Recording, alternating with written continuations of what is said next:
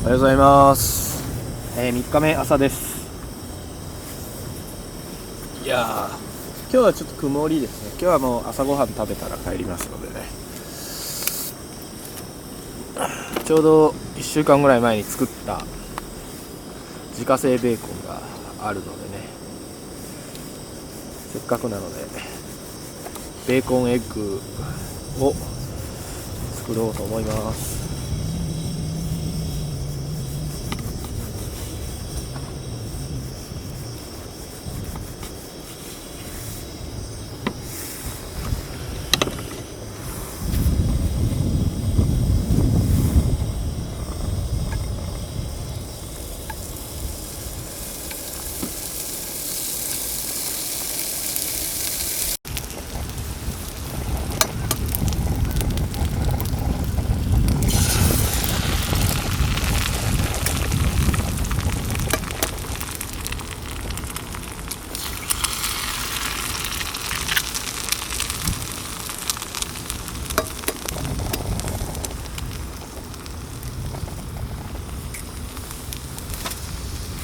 焼きます。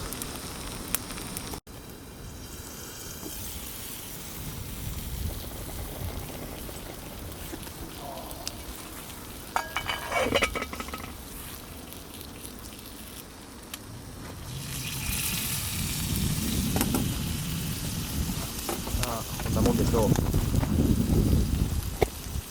が強いね。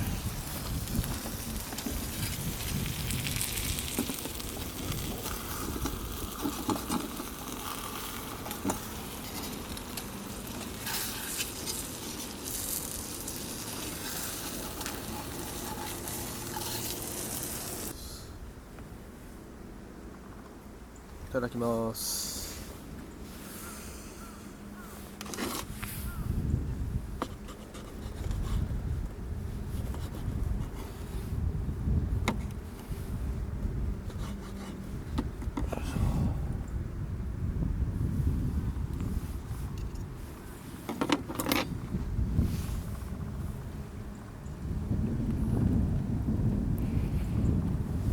う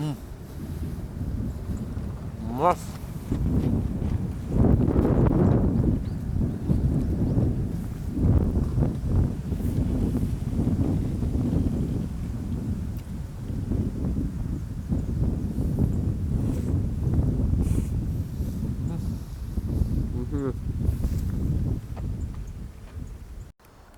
はい、パッキングが終了しました。楽しいキャンプもこれでおしまいです。帰りますか。ではでは、またね。バイバイ。